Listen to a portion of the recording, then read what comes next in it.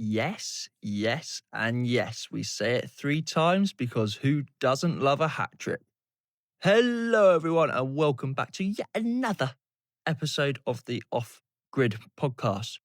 Woohoo! We're on a roll. Let's keep them going, guys. Keep it going. Thank you very much for having me in your earlobe today. I'm very excited to introduce this episode's guest with Xian. Now, Xian is a professional rock climber. She is a rock climbing coach. She's also an author of the rock climbing book Smooth, and she is a rock climbing ambassador for the North Face. I absolutely loved my conversation with Xian, and a big reason why I wanted to get her on is because she's just an absolute legend. I love rock climbing. There's something about the sport that's just like, wow, what the hell is happening, you know? Like with other sports like running or whatever, I'm really into my running, but it's like, what is running? Well, it's one foot in front of the other, and the quicker you can do it over a longer distance, the better. It's like, all right, great. But then with rock climbing, I look at it, and I'm like, wow, what is that? Going sideways, looking like a spider. Just thought it was so cool. And Xian is a competitor and a champion. She's got 20 years experience in rock climbing, and just a whole depth of knowledge into how rock climbing has shaped her as a person, and an overall really robust personality that I really enjoyed speaking with. So in this conversation, we talk about Xian's transition from urbanized Singapore, where you can't even climb a molehill, to rural Scotland, where there's plenty of molehills to climb, that's for sure.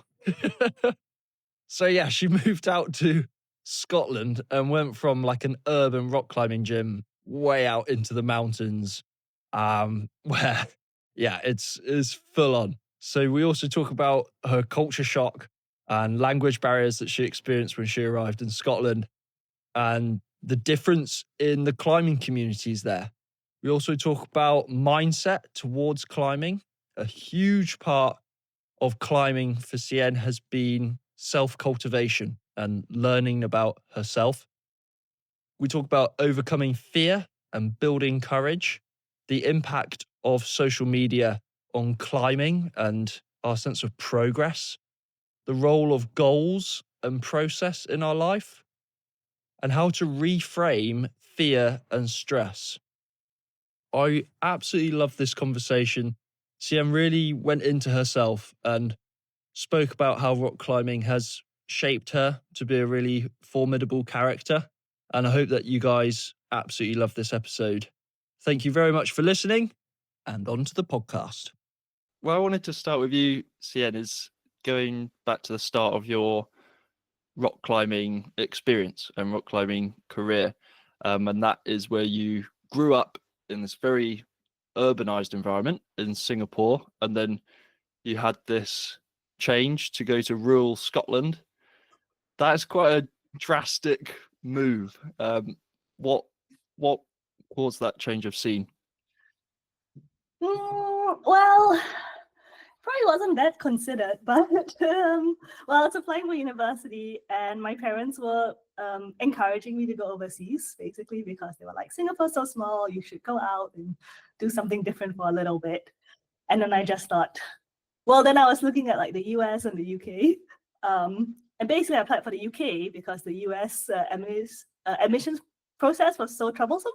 Because you have to apply for each university individually, and they all have so many questions. And then in the UK, you do like one personal statement and you apply for all 6.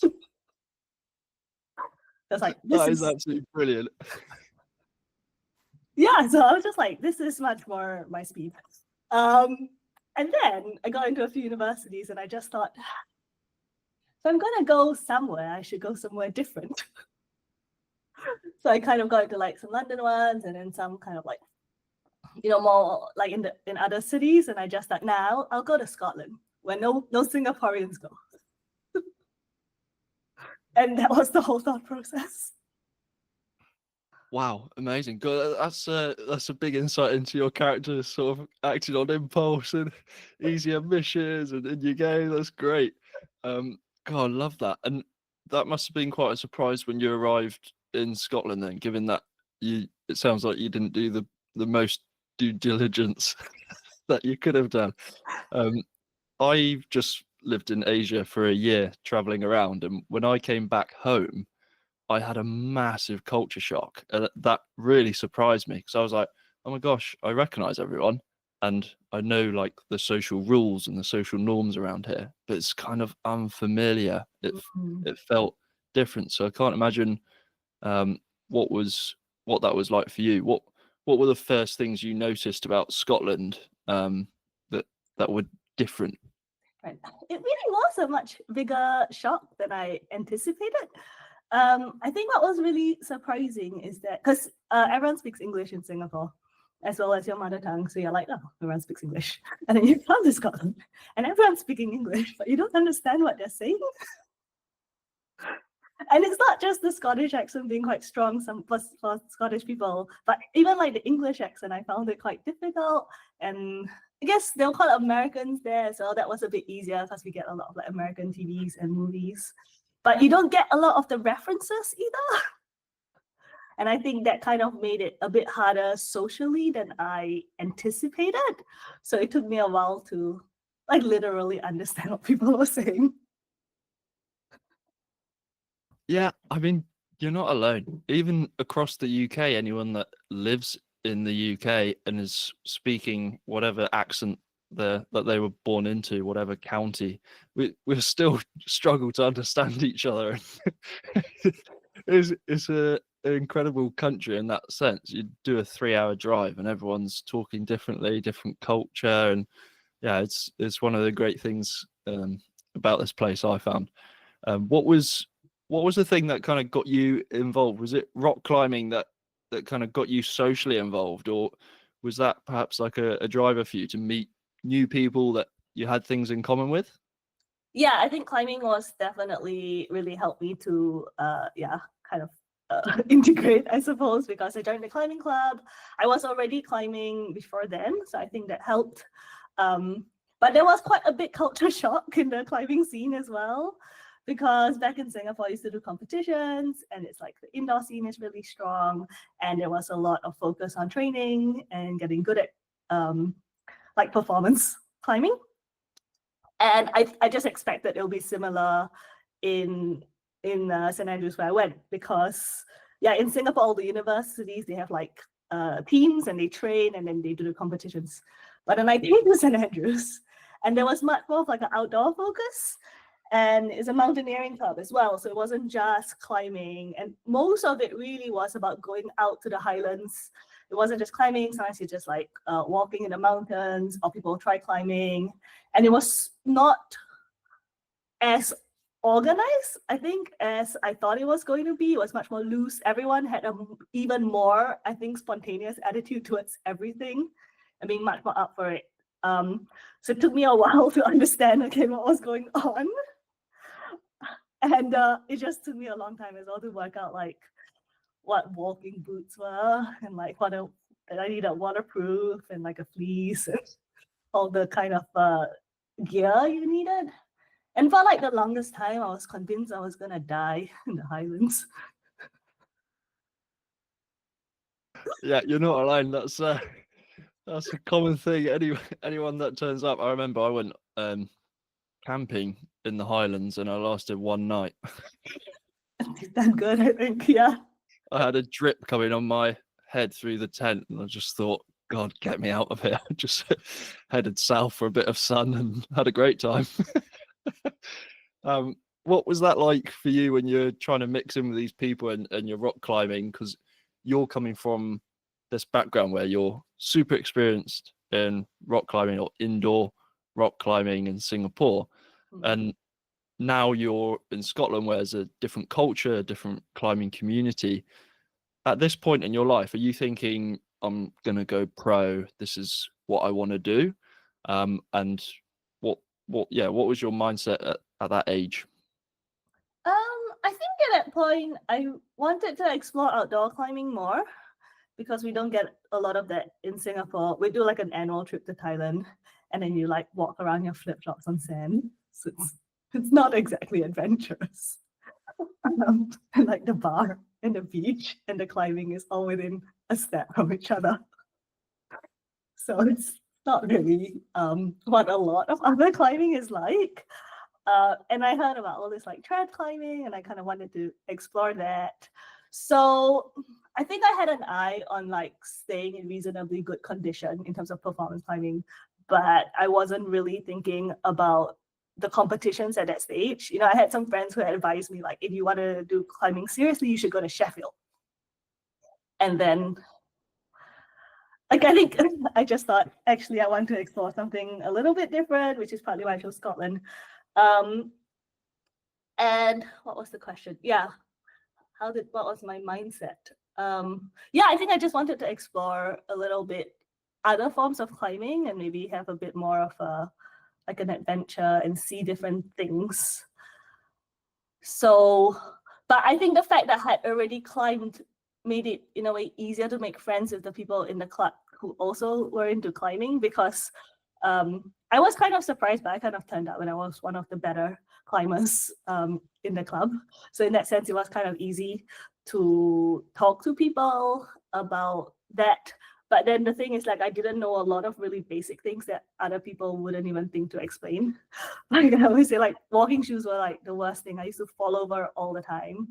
And one of my friends, Andy, would like make fun of me all the time, but wouldn't explain. He tried to explain to me that I needed different shoes, but he'd do it so badly, or at least I couldn't understand what he was saying. It took me like a whole year to be like, oh, they're like these specific shoes for walking in the mountains.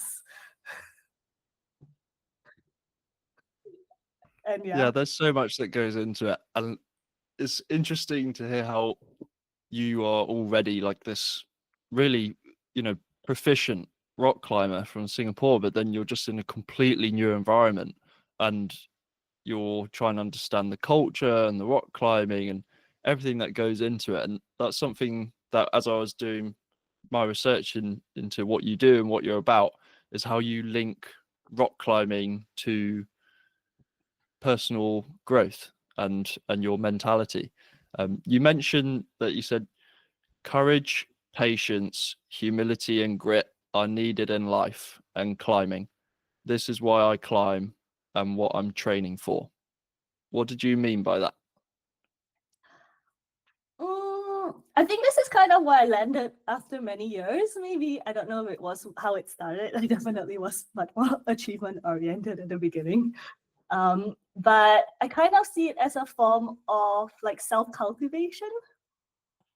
So maybe it comes from like watching a lot of kung fu shows growing up.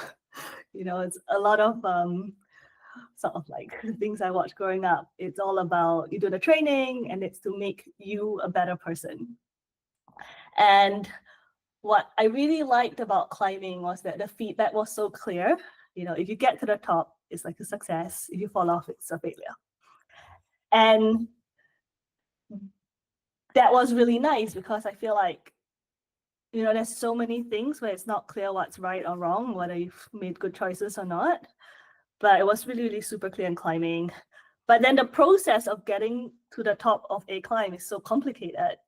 And so much of it is like skill in terms of your technique, and it's like physical condition in terms of your strength and your fitness. But to develop skill and fitness is such a process because you can't be impatient. Like I think something I had to really learn over the years was kind of letting time happen, I guess. Because what I say now is that you can't rush progress. It takes a certain amount of time to learn something, and you can't shortcut it. And when you want to arrive somewhere sooner than you can, that's when you get frustrated. And then when you're frustrated, then essentially you're suffering, right? You're frustrated, you feel like emotional pain, and then that's also when you start making bad choices because you go, I'll just keep trying it. Maybe if I really put my head down, I can do it sooner. Then you get injured because you push too hard, or you climb in like a bad weather condition, and then you kind of put yourself in danger. So I feel like I had many like failed projects when I was younger, and a lot of it came from impatience, basically, of not being willing to kind of put the time in. And I think that was, I guess I think of it as like that was like a character flaw, but climbing helped me to realize it very clearly that that was the problem. And then, things like, I think courage is like when you go out. I think it was quite difficult going outdoor climbing for me because I come from Singapore where like the ground is flat. Like we don't even have uneven ground. It's in the parks. It's ridiculous. And like it's always hot and you're always near a building, right? So you're never in trouble weather-wise. So I just felt really like ill-equipped to, I guess, be outdoors. and like I remember even on my very first climbing trip in Thailand, which again was so easy because you're on the beach, but I remember feeling so uncomfortable. And I was kind of like, I guess I love it, but I also hate it because you're kind of stressed out all the time from just like the physical discomfort. And then also when you're like climbing,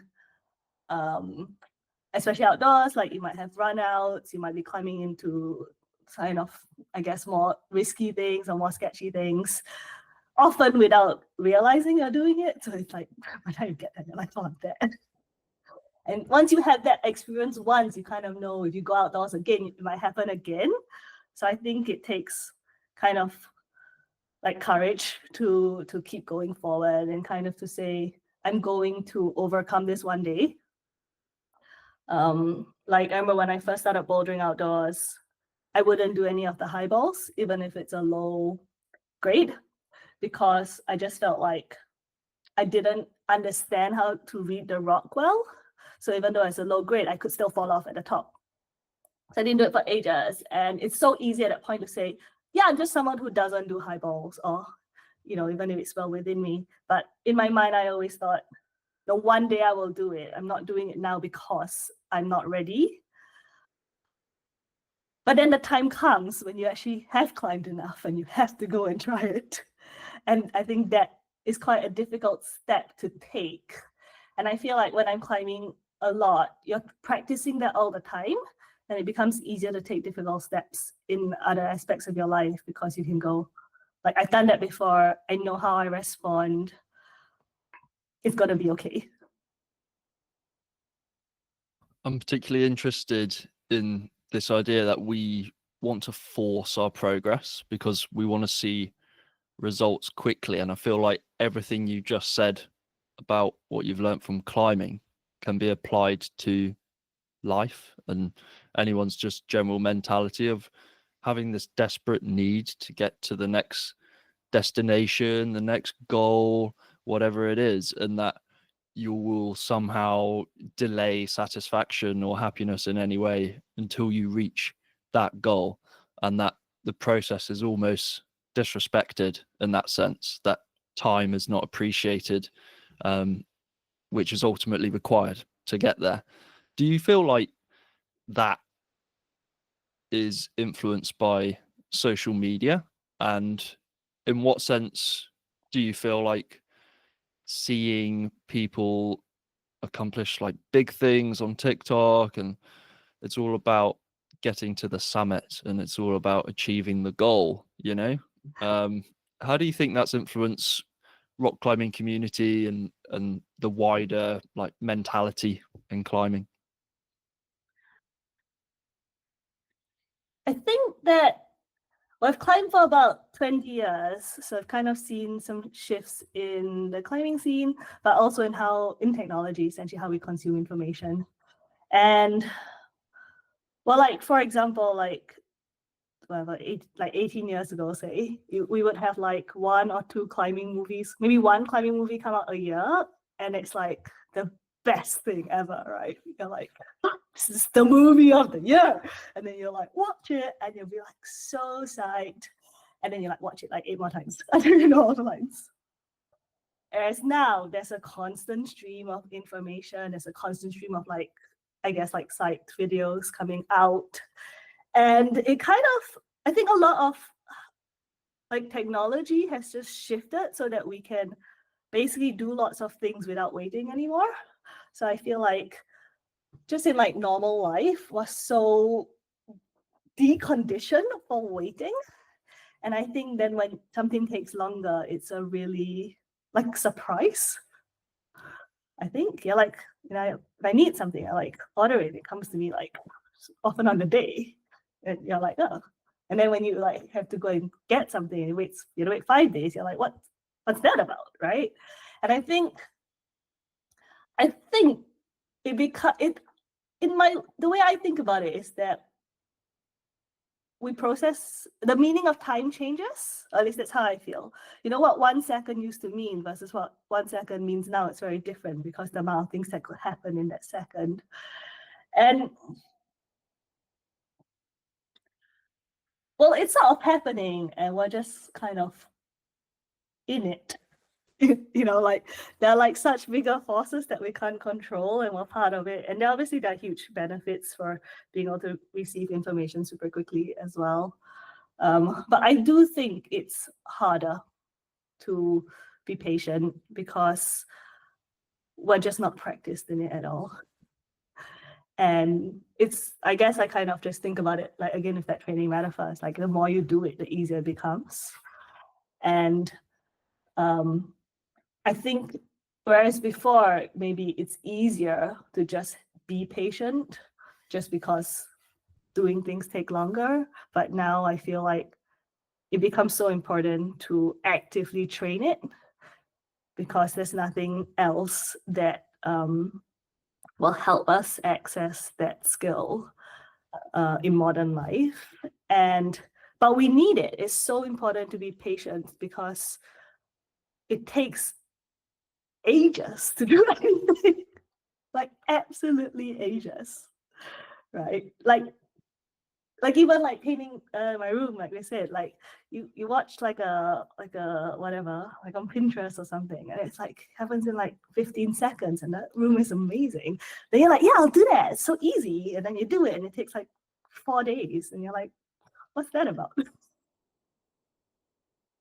There's this definite sense of people wanting to push, like they want everything quicker. And as you mentioned earlier, that is your ultimate route to suffering is actually wanting something that you don't have and you want it quicker, but you can't have it quicker. And it's like, well, then you've just set yourself up for a nice dose of suffering. Have you noticed that in the climbing community where people are really like pushing? They really want to do bigger things, take bigger risks, and this effect of needing to maybe get views on social media, or how has that affected actual climbing? The thing I noticed the more in climbing is that people want to get to the top of the climb many times in a session. Or like when I first started climbing, you know, you might work on one climb for the whole session and not get to the top, and that was fine. Like nobody had an emotional meltdown. But today, people are much more expecting. They expect to get to the top of the climb in a session or in 5 goals, or within a session they expect to like send many climbs first and then have a project. And that's a lot of it's to do with how the climbing walls are designed now. You know, most walls are designed to make it easy to start climbing, so that easier climbs. But also the consequence of that is that we've made it easier, and we've made there are fewer hurdles you have to overcome to get to the top of the wall. So then now the expectation is like, I get to the top of the wall many times. And then when people don't get to the top of the wall, they do really have a panic about it, which I see more and more of every year. And then also it's progress. It's like they want to progress to the next band, to the next band, to the next band. And they want to do that in a very short time frame. And again, partly to do with the structure, because the way climbing walls are set up now, we've sort of like zoomed in on the easier band. So say like before you have like V0, V1, V2, but now you may have many like more climbs and differentiation like between V0 and V1, V1 and V2, and it becomes easier to progress to like what looks like a different band because we've really zoomed in and created more categories within that. But then you can't do that forever because then you have an impossible number of climbs on the wall. So you saw people sort of arrive at like V3, and then it gets quite difficult to get a V4, but that's like because there hasn't been that easy obvious kind of like dopamine hit of like I'm going to progress to the next color and like the next color and have like 3 steps if I get a V4.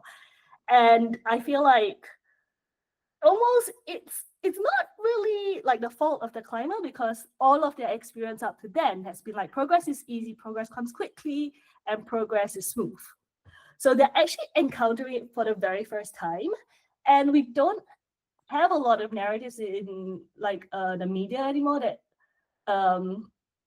that kind of I guess educates and preempts people like climbing is hard, like you have to try, you're gonna fail, you're gonna have to work hard, it's gonna be really exciting if you do one move slightly better, it's gonna be exciting if you fall off slower. And yeah, there's a lot more about like how I got to 8A in 2 years, or like I trained for 30 days and now I'm an athlete. Like that's very much like highly, there's so many videos and narratives around that. Whereas going back like 10, 20 years, where we had that one video a year, the narrative was like, I wanted to do this climb. I turned up, it was so difficult. I failed many times. I started to overcome it. I failed some more. And then I kept going. And then eventually I did it. And you had to walk like an hour and a half to get to the success, right? And these are the world's best climbers. So that was the narrative we had as our standard narrative. So it's almost like, because media is responding to what people want, you know, you can't like people creating this content because people click on it. We're responding to what people want, that we're almost losing some of the messages that are more, I think, educational and maybe helpful to deal with adversity. Yeah, absolutely. I've noticed in your content, it's very educational. It's not about like, here's me doing like some crazy stunt. It's about like guiding people through that process of understanding the mechanics of rock climbing and all the components that make a great climber ultimately. And I feel like everything you're saying can just be applied to every aspect of life, whether it's in business or in sport or fitness. Everyone wants the weight loss diet in 1 month where they lose a stone, and we're kind of programmed now to want things with immediate gratification. And there's one post of yours on Instagram that really caught my eye because it's, well, first of all, it's pinned to the top, but also on the y-axis, it says climbing progress. And on the x-axis, it says time. And then right in the middle, which is equidistant to both axes, is where you say where we want to be. So essentially, with increasing time and increasing climbing progress, you're perfectly in the middle of them. You haven't got too much progress in too short a time, and there's not too much time with too less progress. The reason why it caught my eye is because I read a book by Derren Brown, and Derren Brown's a mentalist, magician, but he's also a deep philosopher. He's got a book called Happy, which I read a few years ago, and he has a very similar graph, literally the exact same structure, and on the y-axis is what is us happening to life, and on the x-axis is life happening to us, and in the middle is life. So in other words, whatever it is you want to do with your life, at some point life happens to you, and the reality is you end up somewhere in the middle. You end up doing like 50% of what you wanted to do in life, and the other 50% was just life happening to you, and some things didn't happen. So your life ends up somewhere in the middle. The reason why I bring that up is because it was like this exact same diagram that you were talking about climbing, but then he was talking about philosophy of life. And I was wondering where in that scale you feel like people are having misconceptions, or where they don't understand the relationship between time and where we want to be.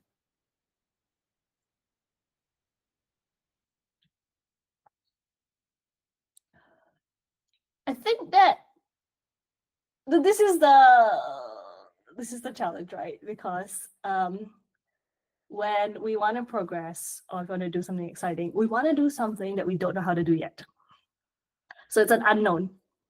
So when we like essentially estimate or project what we need to do to get there, it's based on it's definitely imperfect information, but definitely you're coming from a place of not knowing what it takes. And you can't know what it takes. You haven't done it yet. So it's a built-in puzzle. So every time we try to do something new or difficult or unknown, we have to estimate it. So we will get it wrong. That's how I think about it. And as we take the steps that we think we need to take to get there, we get more information. And then that's when we realize what it really takes. But we have to take many steps to really realize what it takes, because initially it could be a small setback. You might say, I've had a setback, I just have to persevere, it's going to be fine. But then if you had like 3 to 5 setbacks of a similar nature, then you might go, oh, like maybe I misunderstood what this is. And I think I just guess what I'm saying is it's useful to recognize that when we're trying to do something new, you will get it wrong. And that is part of the process.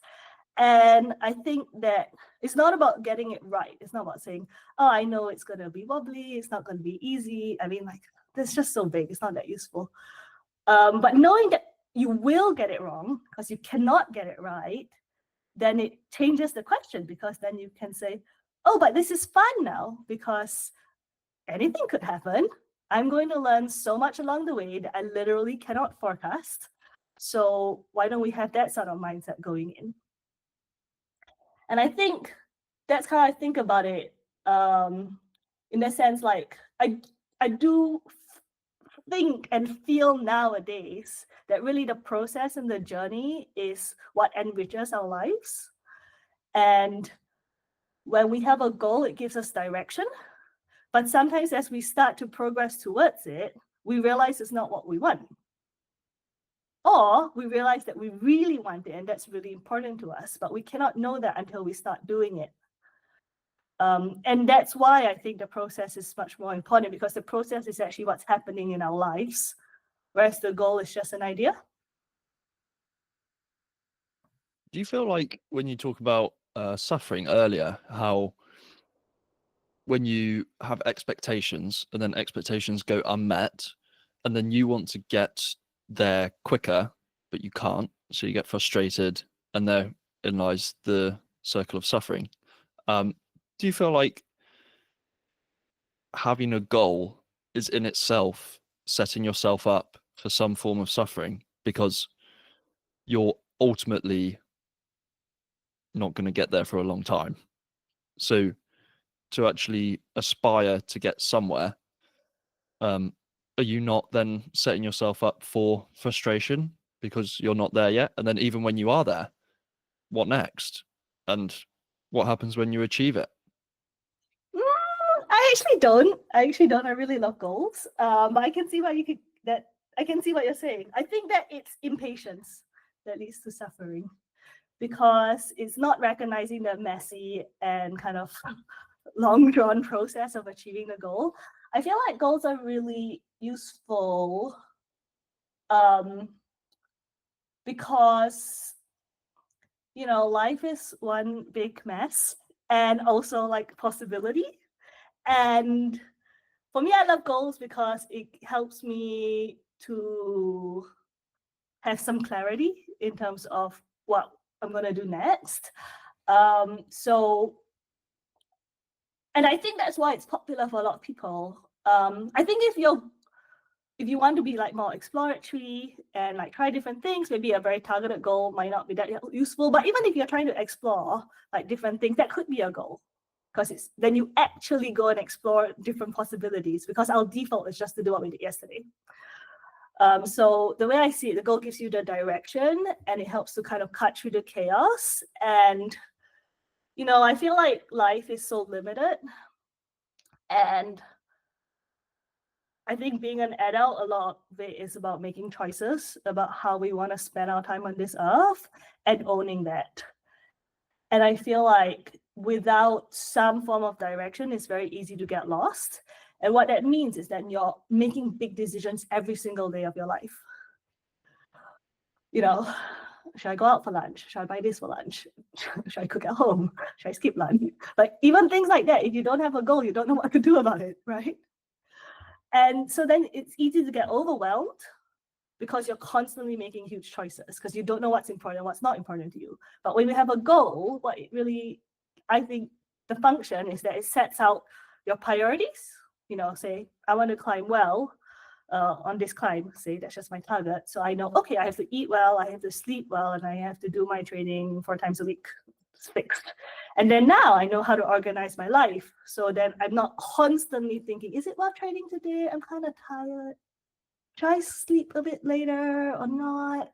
I guess it doesn't really matter. And then you wake up next day, oh, actually, I like to climb. Oh, no, I've not slept enough. And like, I don't want to be spending like my life thinking about all these little choices all the time, because I actually feel like that I am not having a new experience, that is not enriching my life. But I do think that kind of not being too attached to the fixed, like an achievement, I think that's helpful for not being frustrated.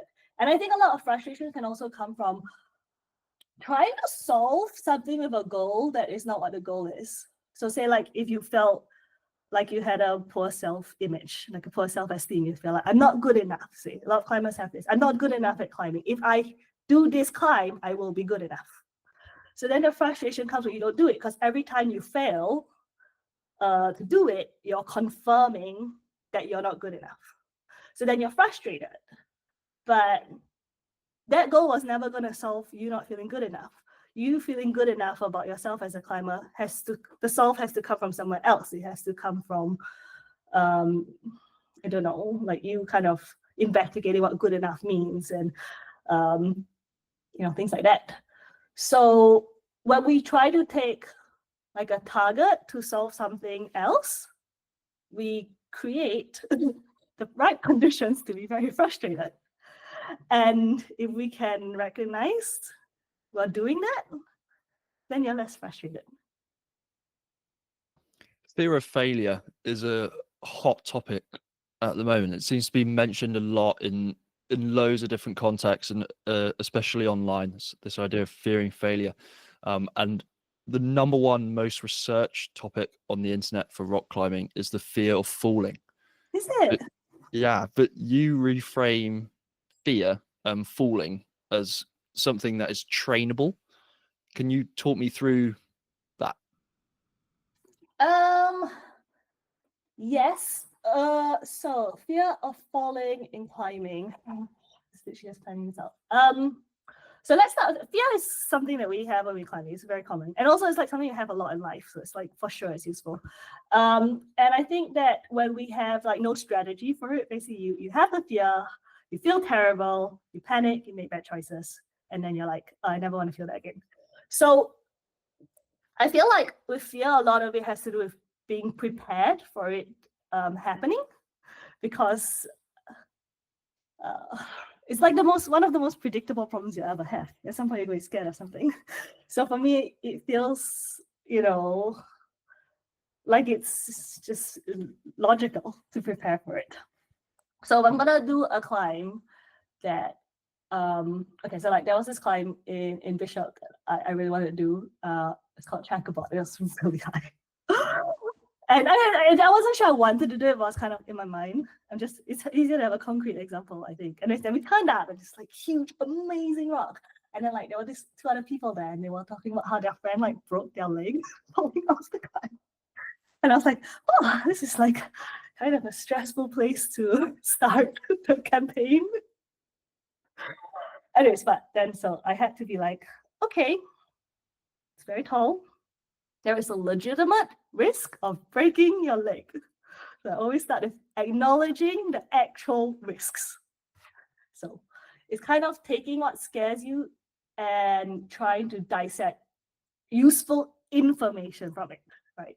So on one hand, I could be like, this person just scared me. On the other hand, I could be like, someone just told me something useful. If I fall from there, that specific point he talked about, I might break my leg. Also, that gives me two pieces of information. One is high risk, and two, that move is not easy. So sometimes you think it'll be okay. So then, now I had a choice, which is, am I choosing to accept this risk of climbing it? Because I can always walk away. And I think part of being secure in who you are, that's really what gives that to you, kind of makes it easier to walk away from things saying, no, this is not for me. And you're not saying like, no, I'm just scared, I can't do it. So then I thought about like, do I want to do this climb? So then I thought about it for a while and I thought, no, I really do want to do it. Or at least I want to try it. And if I get close to that point and I feel like that is way too sketchy because my ability is not there, I can still bail, but it's safe for a while. So I was like, okay, I want to try it. So then I was starting to try it. And then when you know there's a dangerous point going up, there is a point, you know, in your mind, you're like, oh, maybe I don't want to progress to that. It's almost better to fail when it's safe. And then you kind of never have to test out whether you can take the risk or put yourself there. So then I noticed like, oh, I have some self-sabotaging thoughts coming up. Okay. So then I had to kind of go back to my motivation again. Okay, do you actually want to try it? Because if you're going to be here and spend time here, then, you know, give it proper goals. You know, otherwise I'm just wasting my life. So I think that's like part of the process. And then I was feeling like really stressed about trying it. And then so I was just thinking, okay, if I want to try, I need to address this stress that I am feeling. So what can I do about it? So one thing that I sometimes do is I kind of like visualize the kind of the fear and the stress leaving my body. So it's almost separating the fear from me, so it doesn't get like into a big mess. So I said, you know, to my partner, I was like, I'm feeling really stressed. I just need to say it out loud so that it can leave me. Because sometimes you say I'm really stressed and somebody goes, oh, it's okay. You start having this conversation, which is not helpful if that's not what you're trying to have. So I like to if I'm going to use this as a tactic, I like to signpost it to the people I'm talking to. I am only saying this to release it. I don't need a response. So that's something I will do sometimes. Or sometimes I just like imagine the fear kind of like becoming a little bubble and just like floating away. And that kind of helps relieve the stress. And then also the other thing I did when I had to deal with the stress and the fear was to say, you're like, why am I so stressed? Who made me do this? And I go, oh yeah, it's me, I made me do this. And then you laugh at yourself, and laughter is such a good antidote to like fear. And the other thing I like to do is kind of just to remind myself as well, I'm like, oh, no, wait, I worked really hard to put myself into this stressful position. And I think this comes out of work a lot as well, because you work so hard, like years, to like get good at climbing, to end up in this extremely stressful position where you're just really stressed. Same with work. And then you have to just kind of remind, like kind of take the longer term view of like, no, I want to be here. I literally put in 10 years of work to be here right now, being stressed. This is a privileged position to be in. So I guess there's like a few techniques there that I was kind of using to kind of reframe it, or kind of like, you know, just kind of actively manage, well, not even manage, actively acknowledge and deal with the fear. So I did all of these things, and then I was like, okay, I guess it's time to climb. So I was like, okay, let's climb. And then, well, basically we climbed and climbed, and then we eventually did it.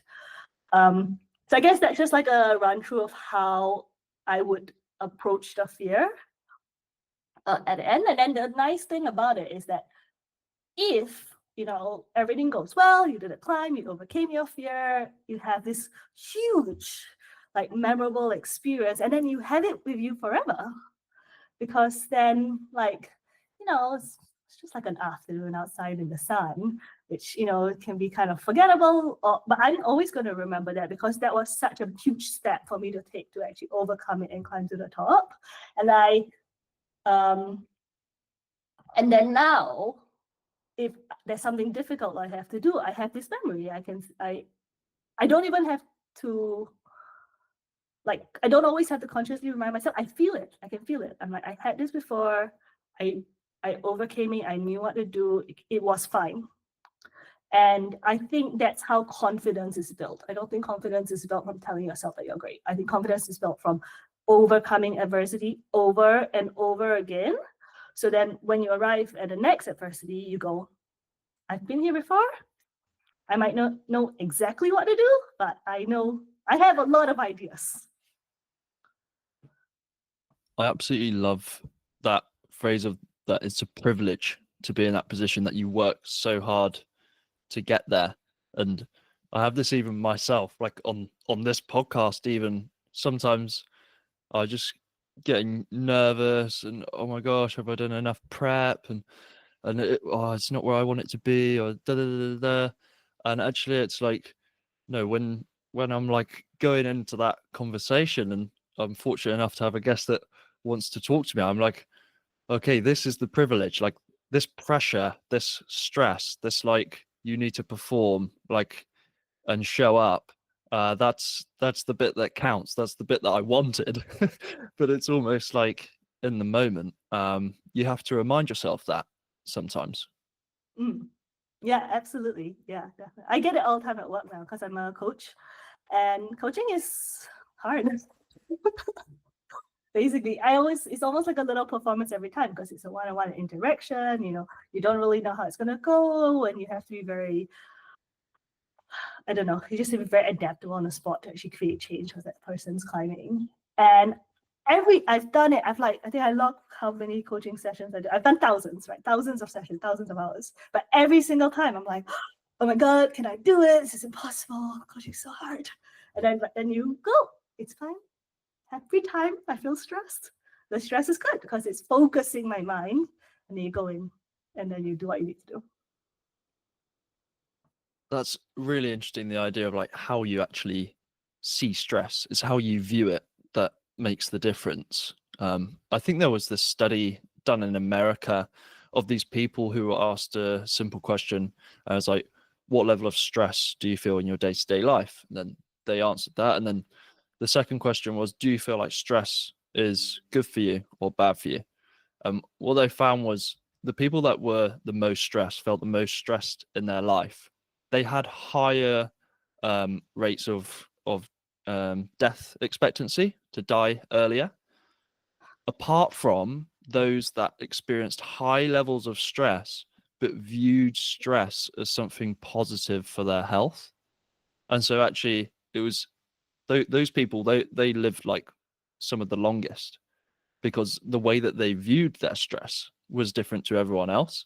And what I find so interesting talking to you is someone that has got 20 years of climbing experience, and you're a global competitor and champion with a book. You're an author of a smooth on rock climbing, and yet still you feel this stress and this pressure. And I thought I'd just finish this by asking, if you reflect back on all your experiences that you've had, and your wins and your losses within rock climbing and the process, what has been the most valuable lesson that climbing has taught you?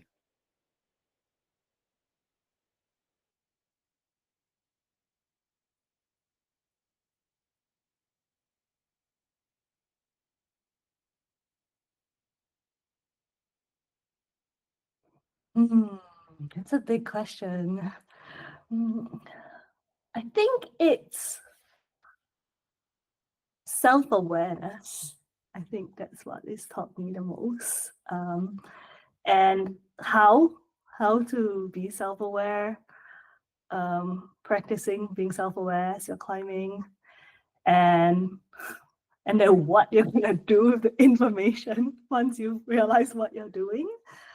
I think climbing it's a very social thing, but it's also very solitary, because when you're on the wall, you're alone and nobody can help you anymore. So I think when you do a climb, especially the longer climbs, but even boulders, if it's kind of more challenging, you have a very deep experience with yourself. You see like the whole spectrum of who you are. You see your worst self, you see your best self, you see all the bits in the middle. And I guess, it's taught me to be okay with all of me. And I think that's something quite special. That's really beautifully said.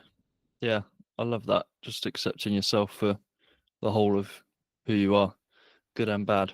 Xian, thank you very much for coming on to the podcast and for sharing all your wisdom about lessons learnt both in climbing and in life. It's been a real pleasure to speak with you, and thanks for coming on. Yeah, thank you so much for having me.